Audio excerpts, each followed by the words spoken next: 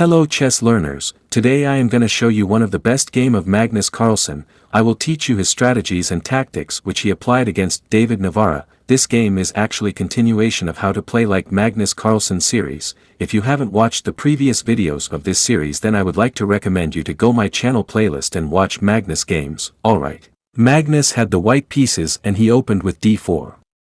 We have knight to f6, knight to f3, d5, c4, and e6, transposing into the queen's gambit declined. Bishop to g5, we have bishop to b4 check. Blocking with knight to c3, we transpose into the Rogozin defense. Now h6, checking to see either Carlsen will move back the bishop. Let's say bishop to d2. Will he capture on f6? Or maybe he will go for the queen to a4 line. Carlsen plays bishop captures on f6. He doesn't mind giving up the bishop pair. Queen captures and now e3. We have castles to c1. D captures on c4. Bishop captures on c4 and c5. And now a very interesting decision.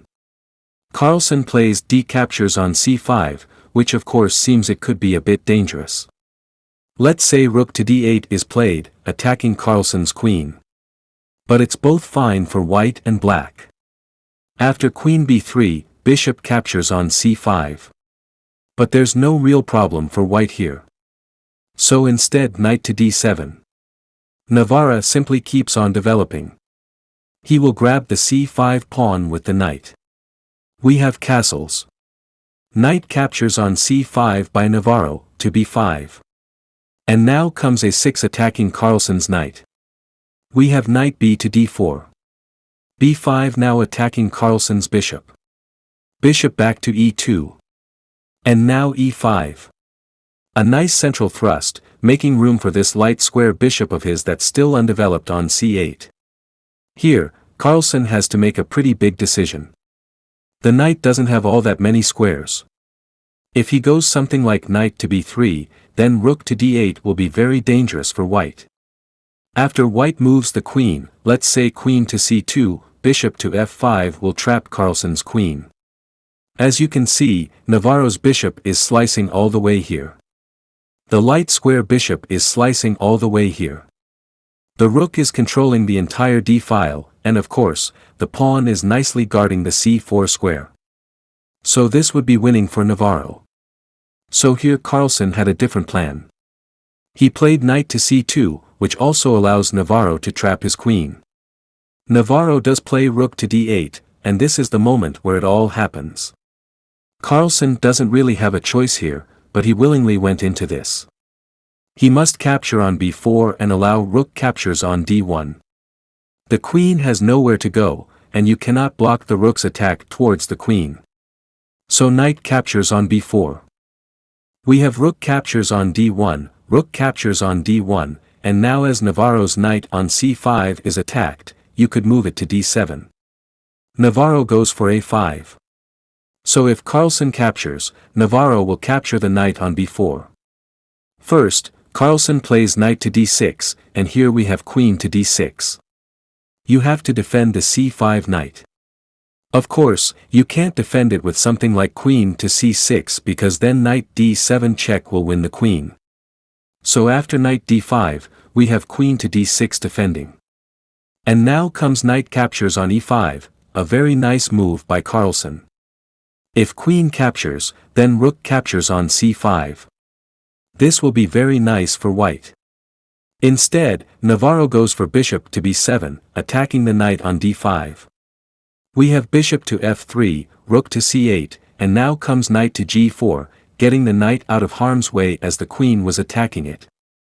And here, it seems like Navarro can once again do something very nicely. f5 would trap Carlsen's knight here, but if f5, okay, the knight has nowhere to go, but the knight doesn't need to go anywhere. Knight d2, f6, and you open up a discovered attack to the queen. The black king is in check. Black loses the queen and the game. Either you move the king, and then rook captures queen, or you give up the queen for two knights. But it's not all that great because you even lose the bishop. Bishop captures, and you cannot recapture because of rook captures rook. This comes with check, and it's a completely winning position for white. So after knight to g4, we have queen back to f8, and now Carlsen plays h4. So, what to do here? We have knight to d7. Navarro offers a trade of rooks. Carlsen accepts, rook captures, and now bishop captures, of course not queen captures. Then knight e7 would again check the king and win the bishop. Bishop captures on c8, and now a3. We have h5, attacking Carlsen's knight. Knight back to h2, g6, and now bishop to e2, attacking the pawn on b5. And here, for some reason, Navarro doesn't defend the pawn. He could either push it with something like b4, or he could try and defend it with qc5, rather, he tries na5. He wants to go for some activity and attack Carlsen's king. So Carlsen grabs the pawn. Bishop captures on b5. And although this seems like a totally meaningless thing, I mean, you're the one with the queen, what's one little pawn on the queen side? But, as you'll see, it's not all black and white. Bishop to b7. We have knight to c3 now. And now to e7. Rook to d4. Queen to e6.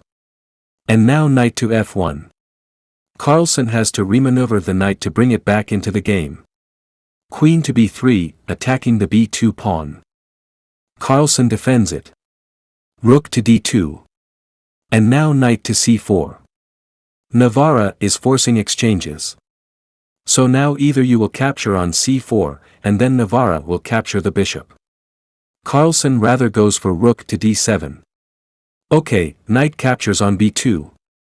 We have rook captures on b7. And now queen captures on c3, as the knight is no longer guarded by the pawn. We have bishop to e8, attacking the f7 pawn. Of course, you cannot defend this. So king to f8. At least the grab of the pawn will not come with bishop captures on f7. And now queen to c6, Carlsen's. So you do have to capture on b2. Rook captures. We have king captures on f7. And now rook to d2. So now it's a rook and a knight against a queen. But also Carlsen is up 2 pawns. Black should still be better, a queen by herself can't really do all that much. And what Carlsen will do, of course, he will try to castle. Rook d4, push the pawn to a4. So the rook will be guarding everything from there, you know, that's what he wants to do. For safeties first, and then see what he's able to do. So first, Navarro goes for it. Queen to a4. Attacks d3 pawn and d4 pawn. As you can't defend both, Carlsen decides rook to d3. It's better to attack d3 pawn and give up d4 pawn, because you don't want to allow Navarro to create a passed pawn on the queen side. Queen captures on h4. We have rook to d7 check.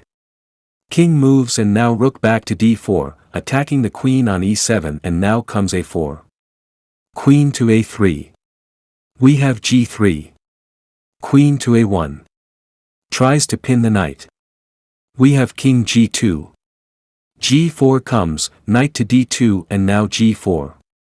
So as you can see now, all of the pieces and pawns are ideally placed. Carlsen plays knight to e4.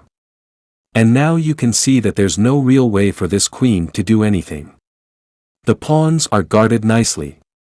The knight is guarding the f2 pawn. The rook is guarding the knight. Also, the a4 pawn. The nice e3 pawn is guarded by the rook. So there is nothing black can actually do to break through here. So what you should do is play king g7 and not allow this knight to f6 check to pick up this pawn. But for some reason it seems like Navarro. Well, of course, he knows this is a draw. There's nothing you can do here. But for some reason, he played queen to c1. Probably thought that it's, you know, just all the same. So here Carlsen simply played knight to f6 check. King to f7 and now he grabbed a pawn on the king side. And okay, it seems like the position didn't change all that much. It's just one pawn on the king side. Or is it? We have queen to c6 check. King to g1, and now queen to c1 check. King to h2, of course, Carlsen doesn't want to allow a repetition of moves, as now Carlsen, his appetite has grown larger. He wants to go here for something more than just half a point. King to g6, we have knight to f4 check, king to f5, f6, and now knight to g2. We have king to g5, and now rook to f4. Well, it still seems like there's really nothing white can do here. But what Carlsen has done is create a nice pasty pawn, and now he wants to start pushing it. So queen to d1. Now, if Carlsen pushes the pawn to e4, then Navarra will capture the a4 pawn. So first, knight to h4. What to do? You have to play something. There's really not all that much you can do with the king. If you move the king to h6, you're gonna lose this pawn, not immediately, but the queen has to also do something. Either this check is coming, and then you're gonna lose this pawn. So maybe just Carlsen will start pushing his pasty pawn. You do have to play something with black, and it's not all that clear. Perhaps king to h6 would have been the best. But here, queen to c2 was played. We have knight to f5, queen to d3, and now e4. And Navarra allows Carlsen to start pushing his passed pawn. Queen to d7. We have e5, queen to h7 check, king to g1, and now queen to g6. Carlsen plays knight to d6, which is definitely the best move. You will start, of course, pushing your passed pawn very soon. Rook to f5 check is coming. And the idea that the knight belongs on d6 is the following: if queen b1 check, then king can move to g2 because now queen b7 check is impossible. The knight is guarding it. Of course, if you would move the king to the h-file, then the queen would go back to h7 to check the king. But after king g2, there's nothing to do here. Queen has to go back, and now after nf4 check, king would move, and you would continue pushing your passed pawn. And even with this defense, which appears to be the best, would still probably be winning with the pasty pawn. But after knight to d6 and Navarra played queen to e6, Carlsen was able to simply play rook to f5 check. And there is nothing to do here anymore. King h6, both king h6 and g6 lead to the rook to f6 check, which loses the queen. So Navarra simply decided to give up this way. Queen captures, we have knight captures, king captures, here. Carlsen simply played f4. Carlsen is up 2 pawns. Of course, this is a completely winning endgame for white. Navarra played g captures on f3. We have king to f2, king captures on e5, and now king captures on f3. 2 pawns against 1. One is on the queen side. Of course, this is completely winning for white. King to f5 was played, and now Carlsen simply played king to e3. Of course, no further explanation is needed here. You king attacks this pawn, this king will simply grab this pawn, and this pawn will then march his way to promotion. And yeah, a nice game by Magnus Carlsen, and if you have learned something new about chess, then comment me, and don't forget to like and subscribe to my channel.